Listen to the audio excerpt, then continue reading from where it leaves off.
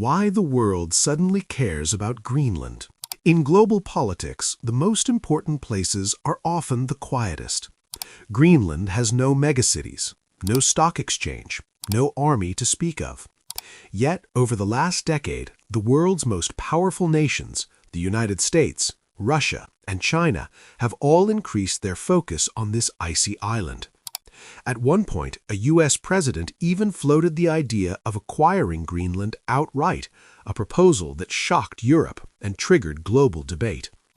So why would a frozen land with fewer than 60,000 people suddenly become one of the most strategic locations on Earth? The answer lies beneath the ice and above the planet. Greenland is not just ice. On a flat map, Greenland looks like an empty block of snow. But geopolitics doesn't work on flat maps. When viewed from the North Pole, Greenland sits at the center point between North America and Eurasia. It directly faces the shortest path between the United States and Russia, the Arctic corridor. This alone transforms Greenland from a remote island into a strategic gateway. In modern warfare and trade, shortest distance equals highest leverage. Greenland is a self-governing territory of Denmark, and Denmark is a founding member of NATO. Under NATO's Article 5, an attack on one member is considered an attack on all. This makes Greenland unusually delicate geopolitically. Any direct military action involving Greenland wouldn't just involve Denmark, it could legally implicate 30-plus allied nations, including nuclear powers. Which means Greenland isn't just strategic, it's legally explosive. For over a century, global shipping has depended on two narrow bottlenecks, the Panama Canal and the Suez Canal. When these routes are blocked, even briefly, global trade feels it immediately. But climate change is creating a third option, the Arctic shipping routes. The Northwest Passage cuts thousands of kilometers off traditional trade routes between Europe and Asia. Less distance means less fuel, lower costs, faster delivery, massive competitive advantage. And here's the key detail. To enter or monitor this route from the Atlantic side, ships pass near Greenland. In geopolitics, controlling access points often matters more than controlling territory. Beyond trade, Greenland plays a quiet but critical role in global nuclear defense. Missiles traveling between Russia and North America typically follow polar trajectories. Early warning routes positioned in Greenland provide crucial detection time, sometimes only minutes, but minutes that matter. In nuclear strategy, even a short warning window can mean the difference between interception or catastrophe. This makes Greenland part of the invisible architecture that keeps superpower conflict from escalating instantly.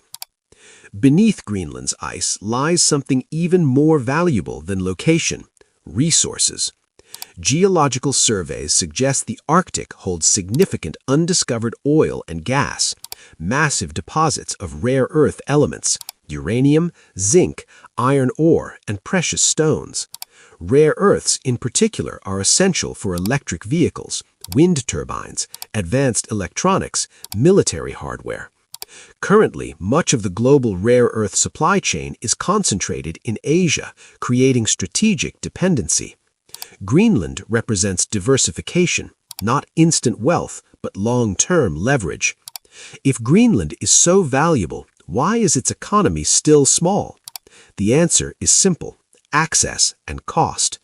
Mining in Arctic conditions is technically complex, environmentally sensitive, extremely expensive. For centuries, ice made large-scale extraction impractical, but warming temperatures are changing that reality, opening sea routes and exposing previously unreachable terrain. What looks like environmental tragedy to some appears as strategic opportunity to others. Greenland governs its internal affairs and controls its natural resources. Denmark still handles defense, foreign policy, and currency. Denmark also provides substantial annual financial support to Greenland. This creates a complex dynamic. Any shift in Greenland's alignment wouldn't happen through conquest, it would happen through economics, diplomacy, and self-determination. In modern geopolitics, influence is often purchased with investment, infrastructure, security guarantees, not tanks. Greenland is not about today's power, it's about who shapes the future. Future trade routes, future resource supply chains, future military positioning. As ice retreats, the Arctic is becoming the world's next geopolitical frontier, and Greenland sits at its center. Greenland doesn't need to be invaded to be powerful. It doesn't need a massive population to matter. Its strength comes from where it is, what it holds, and what it enables. In the 21st century, power isn't just about size or weapons, it's about positioning. And Greenland may be the most important position of all. If you found this geopolitical breakdown valuable, like the video, subscribe for more deep dive case studies, and I'll see you in the next one.